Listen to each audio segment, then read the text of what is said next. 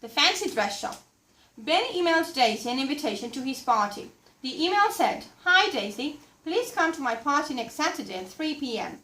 The address is 31 Grass Road. Wear fancy dress. See you on Saturday, Ben." Great, thought Daisy. Parties are always exciting, but a fancy dress party is very exciting.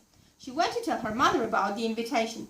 "What can I wear to the party?" asked Daisy. "I haven't got any fancy dress clothes."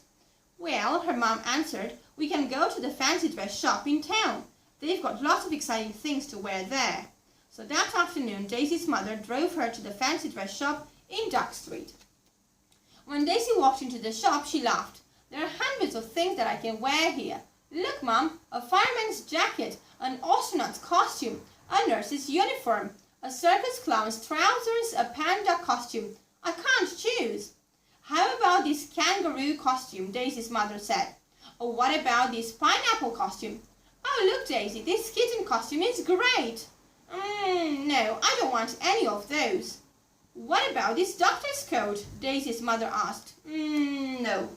But then Daisy saw a pirate's costume. She loved it.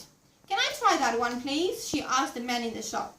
"Yes, you need a mustache and a beard for that costume too. Here, put them on," he said, and gave her a curly mustache and a long black beard. "There's a room at the back of the shop with a big mirror in it."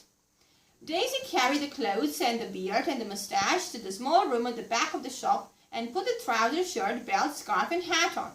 Then she put the mustache and beard on too. She smiled at her face in the mirror. "I love this," she thought. "Yes, this is great. I'd like to be a pirate for one afternoon." Suddenly Daisy felt the wind in her face. She looked down at her feet. They weren't on the floor of the small room at the back of the fancy dress shop in Duck Street. She was on a big ship in the sea. Pirates ran up and down the ship. They all looked very busy. "Come on," one of the pirates shouted at her. "We want some more treasure. Climb that sail and look for ships." But Daisy couldn't move. "Am I dreaming?" she thought. "What's the matter?" the pirates shouted at her. "You aren't afraid of climbing those sails, are you?" "Yes, I am," Daisy answered. "Then jump into the sea with the sharks," he shouted. "We don't want any pirates who are scared on this ship." Daisy was very afraid now. "Where am I?" she asked. The pirates stopped shouting and looked at her carefully.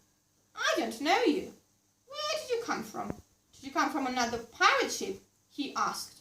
"No, I came from the fancy dress shop in Duck Street," Daisy said quietly. "And I'd like to go back there now, please. I don't want to be a pirate for an afternoon."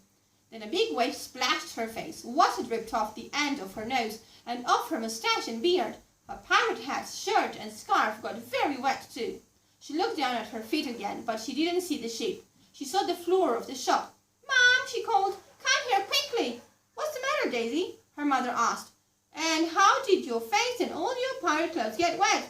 "Don't ask me, Mom. I don't know," Daisy said. "But I know I don't want to wear this pirate costume again. Please give it back to the man." "Well, would you like to try the astronaut's costume?" "No, Mom," Daisy said and laughed. "I don't want to go to the moon. Can I put the kitten costume, please?